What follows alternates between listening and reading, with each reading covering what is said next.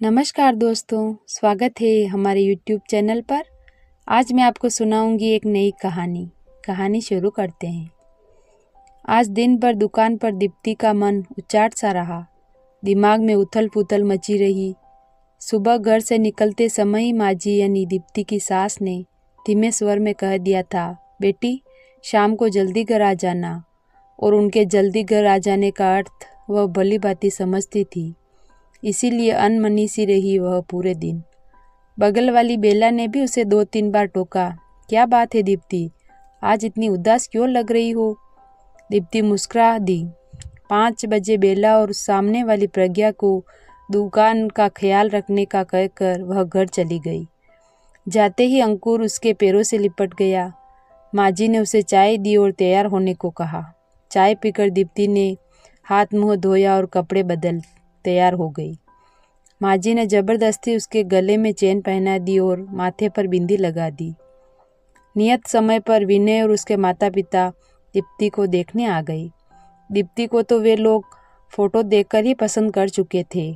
आज तो एक तरह से बात पक्की कर विवाह का मुहूर्त निकलवाने आए थे। विनय की माताजी ने शगुन देकर दीप्ति को एक तरह से अपनी बहू बना लिया। दीप्ति की आंखें भर आई।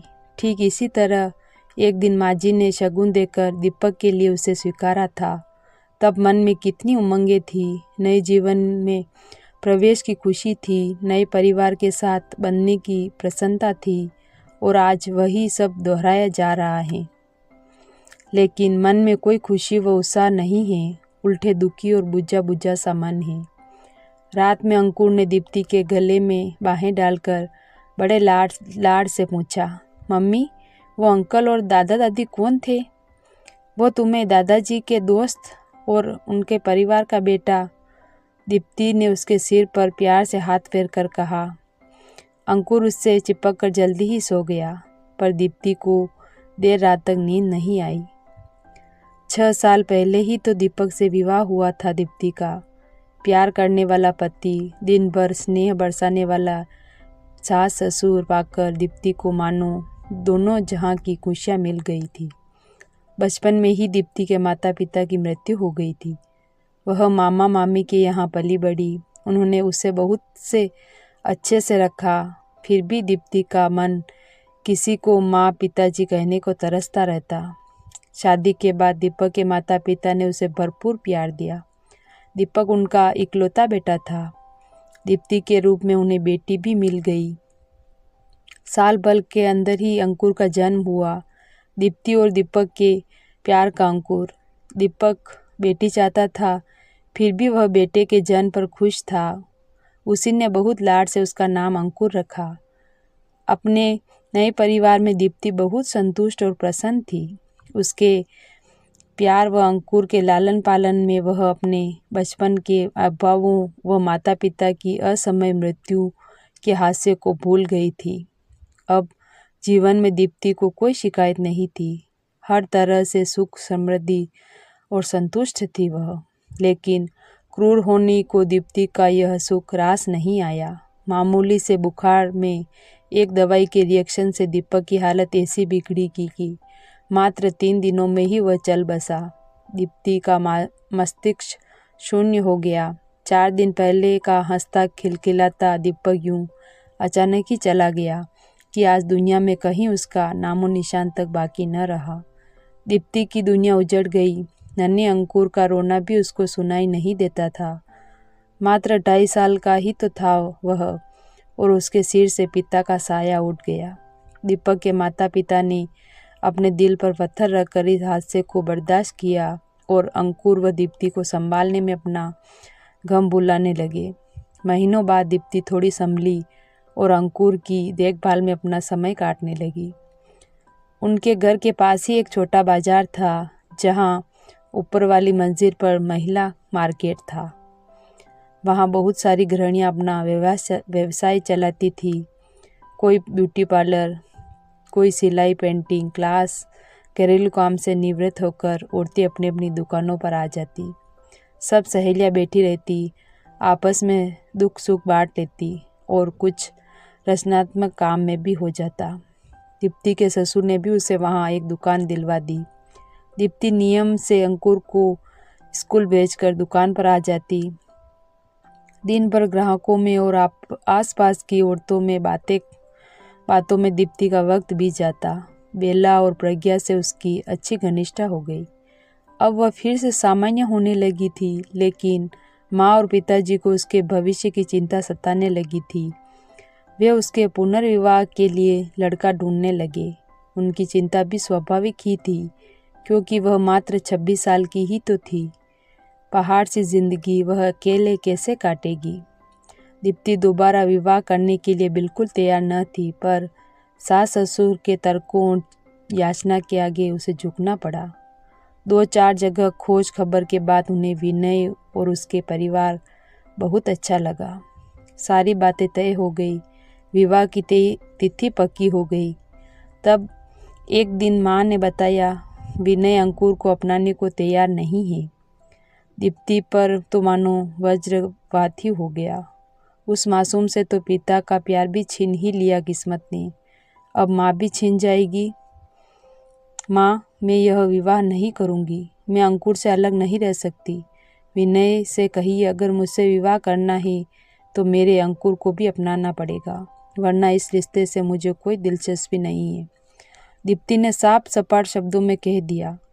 ऐसे मत बोलो बेटी, हम हैं ना अंकुर के साथ। सब जगह तुम्हारे विवाह की खबर हो चुकी है और मुझे विश्वास है कि तुम अपने अच्छे व्यवहार से विनय का मन जीत लोगी, तो एक दिन वह अंकुर को अवश्य अपना लेगा। तब अंकुर को माँ पिता दोनों मिल जाएंगे। बेबस दीप्ति माँ के तर्कों के आगे हार गई और उसके गले लगकर रो दी। अंकुर के बारे में सोचकर उसका कलेजा मुंह को आने लगा। 15 दिन बाद ही एक सादे समारोह में दीप्ति और विनय का विवाह हो गया। कुछ दिन विनय के माता पिता दोनों के साथ रहे, फिर वापस दिल्ली चले गए। दीप्ति नए घर, नए परिवेश और नए रिश्ते में अपने आप को ढालने का प्रयास करने लगी। विनय बहुत समझदार, प्यार करने वाला और ध्यान रखने वाला जीवन साथी था। दीप्ति बहुत खुश थी। बस यही बात रह रहकर उसे कसौटती रहती थी कि काश विनय उसकी ममता की तड़प को भी समझ पाता और अंकुर को अपना लेता। वैसे दीप्ति को इस बात की तसल्ली थी कि विनय उसी शहर में रहता था। उसके ऑफिस जाते ही घर के काम करके वो अपनी दुकान पर चली जाती। स्कूल से अंकुर को भी पिताजी दीप्ति के पास छोड़ जाते। दोपहर भर दीप्ति अंकुर के साथ समय बिता लेती, उसे लाड प्यार कर लेती, लेकिन शाम को वह जब वापस घर आने लगती तब अंकुर रुआसा होकर उसे पल्लू पकड़ लेता। तब दीप्ति का कलेजा तार तार हो जाता। बड़ी मुश्किल से वह भरी आंखों से फिर मिलने का वादा कर उसे विदा लेती। रात भर अंकुर का रोता चेहरा उसके सामने घूमता रहता। वो सो नहीं पाती। कुछ महीने इसी तरह बीत गए। एक दिन दीप्ति को पता चला कि वह माँ बनने वाली है। विनय की खुशी का ठिकाना न रहा। वह दीप्ति का हर तरह से ख्याल रखता। कुछ और महीने बीतने पर दीप्ति का दुकान पर जाना बंद हो गया और अंकुर से मिलने का जरिया भी कभी कभी माँ पिताजी अंकुर को दीप्ति के घर ले आते, पर रोज़ रोज़ यह संभव न था। उसका हृदय विफल रहा। नियत समय पर दीप्ति ने एक बेटे को जन्म दिया। इस समय विनय के माता पिता उसके पास आ गए। जब नन्हा 3 महीने का हो गया तो वे लोग वापस चले गए। अब दीप्ति दिन भर नन्हे की देखभाल करने में लगी रहती। नन्हे की देखभाल के दौरान उसे हर पल अंकुर का लालन पालन याद आता। वह तड़प उठती। वह दोपहर में अक्सर नन्हे को सीने से लगाकर अंकुर की याद में रोती रही थी। उसके मन में अंकुर के बचपन की स्मृतियाँ सजीव हो जाती। वह उसकी मासूमियत भरी बातें सुनने को तरस जाती। जीवन साथी मिलने और दोबारा माँ बनने के बावजूद वो अधूरी थी। विनय ऑफिस से आकर घंटों नन्हे के साथ खेलता रहता। रात में भी उठकर उसे संभालता, उसे घुमाने ले जाता। नन्हा अब 5 महीने का हो गया। उसकी किलकारी से घर गूंजता रहता। नन्हे को वैक्सीन लगवाने के बाद दीप्ति घर आई तो उसे बुखार हो गया। वह सारा दिन रोता रहता, चिड़चिड़ करता रहता। दीप्ति उसे संभालते संभालते बहुत थक गई थी। विनय, अगर आप इजाज़त दे तो मैं कुछ दिनों के लिए माँ के यहाँ हो आऊँ, वहाँ नन्हे की देखभाल भी ठीक से हो जाएगी। उसने विनय से पूछा। हाँ दीप्ति, हो आओ, तुम्हें भी थोड़ा आराम मिल जाएगा, बहुत थक गई हो तुम। मेरी चिंता मत करना, ऑफिस का कैंटीन बहुत ही अच्छा है, मैं वहाँ खाना खा लिया करूँगा। विनय ने सहर्ष अनुमति दे दी। दीप्ति खुशी खुशी नन्हे को लेकर माँ के घर आ गई। नन्हे को सारा दिन माँ पिताजी संभाल लेते। दीप्ति पूरा समय अंकुर की देखभाल में बिताती। उसे नहलाना, धुलाना, खाना खिलाना सब वह करती। महीनों बाद अंकुर रात भर उसे लिपट कर सोया। वह उसे नई नई कहानियाँ सुनाती। दीप्ति बहुत खुश थी और उसकी ममता भी पूर्ण रूप से संतुष्ट थी। दीप्ति के जाने के बाद विनय जब शाम को घर आता तो उसे घर काटने को दौड़ने लगता। उसे दीप्ति और नन्हे की बहुत याद आ रही थी। देर रात तक वह टीवी देखकर मन बहलाता रहता। रात में सोता उसे नींद भी नहीं लगती। जैसे नन्हा रो रहा है या कुनकुना रहा है, वह चौंक कर जाग जाता। उसे न घर में न ही ऑफिस में चैन आ रहा था। ऑफिस में उसका मन काम में नहीं लग रहा था। घर का सन्नाटा उसे खल रहा था। अचानक विनय को एहसास हुआ कि वह तो बाप है, फिर भी 5 महीने के बेटे से 5 दिन की दूरी उसे सहन नहीं हो रही। लेकिन दीप्ति तो माँ है। 5 बरस जिस बेटे को उसने सीने से लगाकर पासा पोला, उससे इतने महीनों वह किस तरह अलग रह पाई होगी। सचमुच वह कितना निर्दयी और छोटा दिल का है, जो एक मासूम से उसकी माँ को जुदा कर दिया।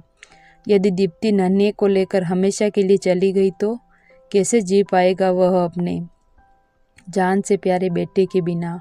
और फिर दीप्ति कैसे जी रही होगी तब अंकुर के बिना।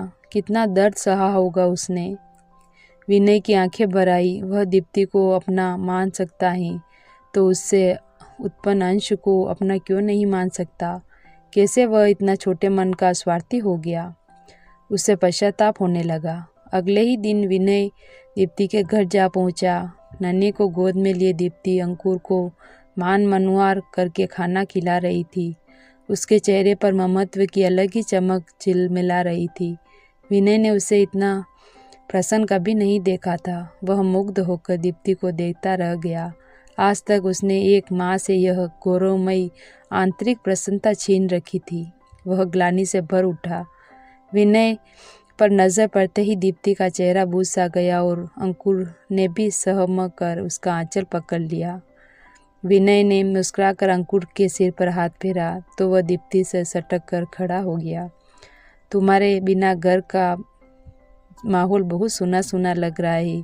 अब तो नन्हे की तबीयत भी ठीक है, चलो घर चलें। विनय ने दीप्ति से कहा। आप माँ को ले जा रहे हैं? अंकुर की आंखों में आंसू भर आए।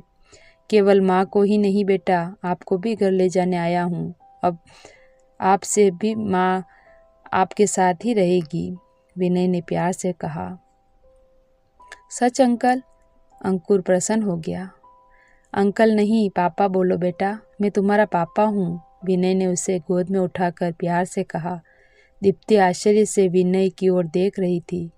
मुझे माफ़ कर दीजिए दीप्ति, मैं स्वार्थी था। आज तक मैंने माँ बच्चे को एक दूसरे से अलग रखा। मैं तुम्हारा अपराधी हूँ। नन्हे से अलग होकर मुझे बच्चे से दूर रहने का दर्द का एहसास हुआ। मैं अपने दोनों बेटों को घर ले जाना चाहता हूँ। नन्हे के बिना मैं 4 रात नहीं काट सकता। तुम अंकुर के बिना साल भर तक कैसे रह पाई होगी। बस अब तुम और तकलीफ नहीं दूंगा मैं तुम्हें। विनय के स्वर में क्षमा याचना थी।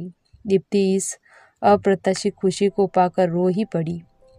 मैंने कहा था ना बेटी, एक दिन सब ठीक हो जाएगा, माँ और पिताजी कमरे में आते हुए बोले। अंकुर विनय के गले लिपट गया। नन्हे को सीने से लगाए दीप्ति यह दृश्य देखकर भाव विभोर हो गई। आज उसे लग रहा था कि उसका परिवार पूरा हो गया। धन्यवाद।